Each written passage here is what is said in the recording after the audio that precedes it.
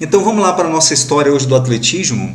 Então vamos falar um pouco sobre o atletismo, que é um esporte de marca das nossas classificações, do nosso conteúdo, que está lá na nossa apostila, certo? Está lá, você pode verificar no teu material, logo nas primeiras páginas, página 6, você vai ter oportunidade de observar e ver que lá está o seu conteúdo que nós já trabalhamos com vocês. Vamos só relembrar agora e passar algumas atividades, tendo em vista que é preciso que nós venhamos terminar os nossos exercícios das nossas apostilas, tá? Como foi sugerida, e a gente dá continuidade, ok, turminha? Então vamos lá, vamos falar sobre a história do atletismo, né? Então, o atletismo, ele é um esporte base, por quê? Porque ele já existia desde as nossas civilizações, na verdade, desde a época primitiva já havia ali a história do atletismo. Por quê? Porque o esporte base, nós vamos ver mais lá na frente, porque ele é considerado como o esporte base, ok? O atletismo é uma forma organizada, mais antiga dos esportes. Não é novo, não é atual, não é do século XVI, não é do século XVIII, não é do século XX, não. O atletismo é uma forma organizada mais antiga dos esportes e ele é praticado há milhares de anos, né? E sendo como ele é o esporte base. Por que o esporte base para as outras modalidades? Nós vamos ver um pouco mais lá na frente. Por quê? Porque ele envolve os movimentos humanos, ok? Então vamos lá, a história do atletismo e a sua prática era no intuito de premiar, né, o mais rápido e o mais alto e o mais forte dos homens. Isso aí era o conceito lá na Grécia, né?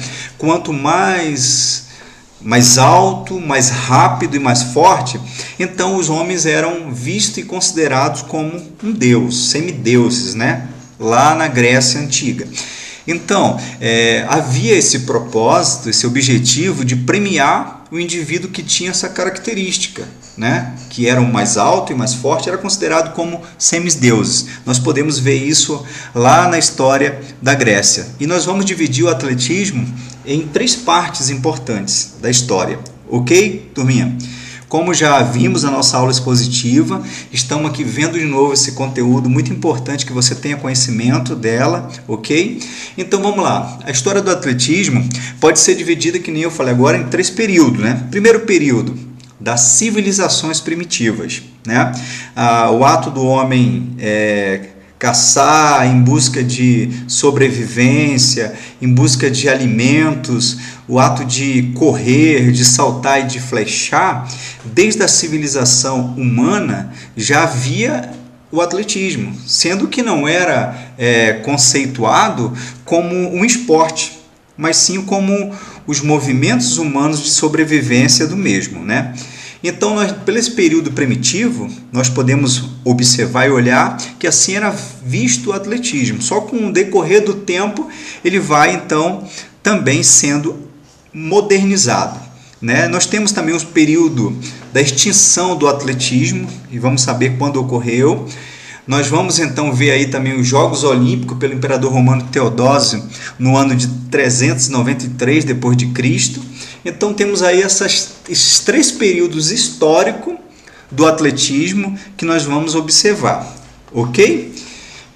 Então, a difusão do atletismo ela começa pela Europa, né? O renascimento de Jogos Olímpicos em 1896 pelo barão francês Pierre de Coubertin. Passa então o atletismo ser reconhecido na Europa, né, pelo barão francês Pierre de Coubertin. Ele renasce novamente, né, nesse período de 1896, porque no período histórico onde o imperador Teodósio, ele juntamente com a igreja, ele vai e proíbe o atletismo de ser praticado, porque era exposto o corpo nu, né?